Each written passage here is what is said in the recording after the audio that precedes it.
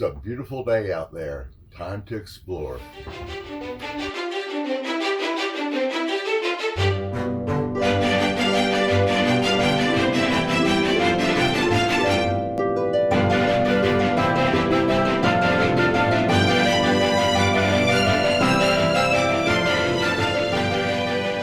Hello, everybody. During our recent boondocking trip to the Gila Wilderness of New Mexico, we decided to take a day and go down to the Mimbres Cultural Heritage Museum. The Mimbres were a Native American group that lived in the area. And it's a small museum, only open on Saturdays, but we thought, go down and check it out. And it actually turned out to be a very rewarding experience. And I wanted to share with you a look at the museum. And we were fortunate that Linda, who was volunteering that day, was kind enough to come out on the front porch and tell us a little bit about the museum, the history of it, its mission. So I'm going to do the picture inside of a picture thing, give you a couple stills, and then a walk through the museum where down the corner Linda will be telling you all about the place. So hope you enjoy. This property was owned by a group of archaeologists who bought it to keep it from being bulldozed in the 70s. And Archaeology Southwest is the current name for them. They originally were formed under Mimbres Foundation, I believe. And they needed to, they weren't here, they weren't working here anymore. They needed to find somebody to manage it. So they sold it to the Silver City Museum.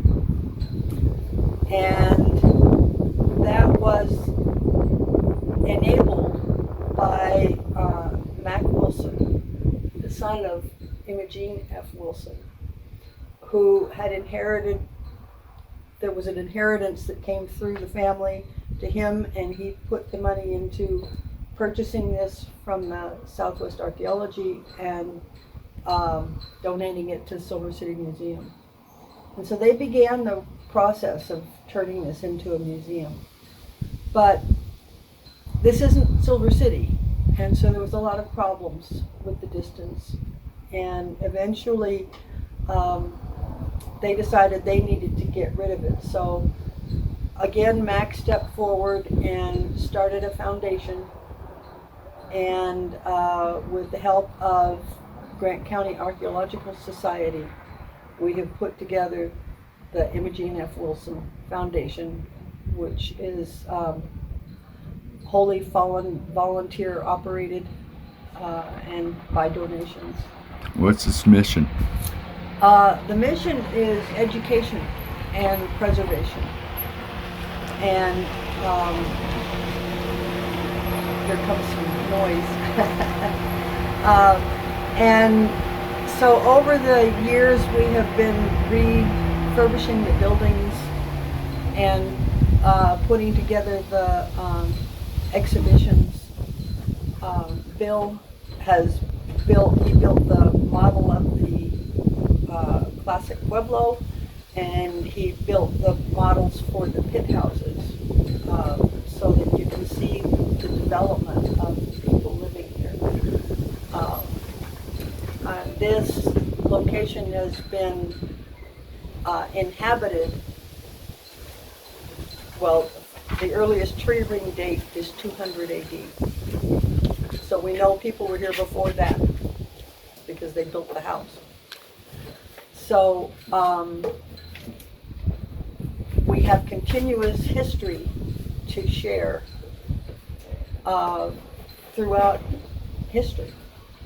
And the earliest people that were here, we specifically talk about the classic Pueblo period, which is the high point of Mimbres pottery design, the famous black and white. And so that's a big part of what we talk about here. And then that goes forward through the Apaches that lived here, and then the territorial period where these houses were built and homesteaded. And then through more modern periods, we're trying to build a history of the families in the valley, to each tell their own story. And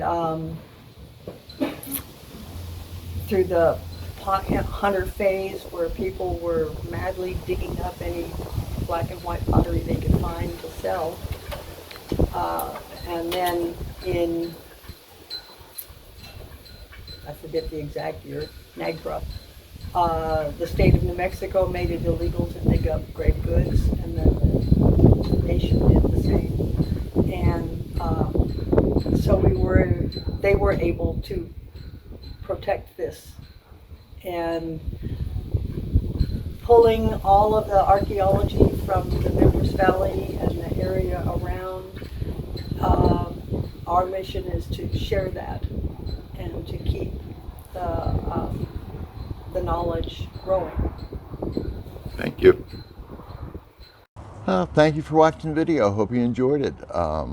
Great museum. It's amazing how much they have packed into a relatively small space.